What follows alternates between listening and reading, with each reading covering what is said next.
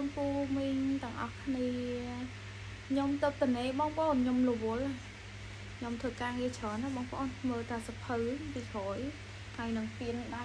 នេះមេដៃមេអីមានច្រើននេះនៅក្រៅបងប្អូន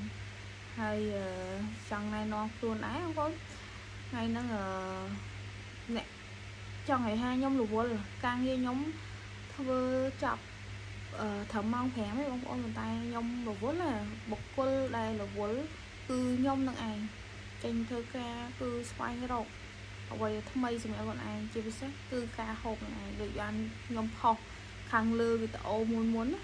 ខ្ញុំចូលចិត្តញ៉ាំបងប្អូនចេញធ្វើការអត់ទាន់ទេបងប្អូនម៉ូតូដឹងរោហើយរោហ្នឹងគឺមានគោលដៅច្បាស់លាស់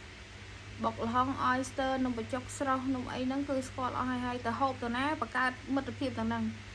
អ្នកលក់ឡើងស្គាល់ឡើងហៅម៉យឥឡូវទៅតាណាក៏ម៉យឥឡូវហើយទៅថ្នាក់ហូបខ្លះឡើងចងជាមិត្តភាពជាមួយអ្នកលក់ទៀតអ្នកលក់ទៅដល់ free ថែមឲ្យរហូតឲ្យសារតការថែមរបស់អ្នកលក់នឹងហើយបានជាខ្ញុំលេងមានកឲ្យបងប្អូនអញ្ចឹងខ្ញុំអត់ដឹងថានិយាយយ៉ាងម៉េចទេខ្ញុំគួរតែអរគុណដល់ម៉យខ្ញុំឬមួយយ៉ាងម៉េចទេប៉ុន្តែយ៉ាងហើយណាក៏ខ្ញុំនៅតែអរគុណដល់បងម៉យដែលជាម៉យអាហាររបស់ខ្ញុំណាដែលបានឧបត្ថម្ភបន្ថែមនៅលើបន្ថែមអស់ហ្នឹងអញ្ចឹងខ្ញុំពិតជាអរគុណមែនតើម៉យអរគុណច្រើនសម្រាប់សមិទ្ធផល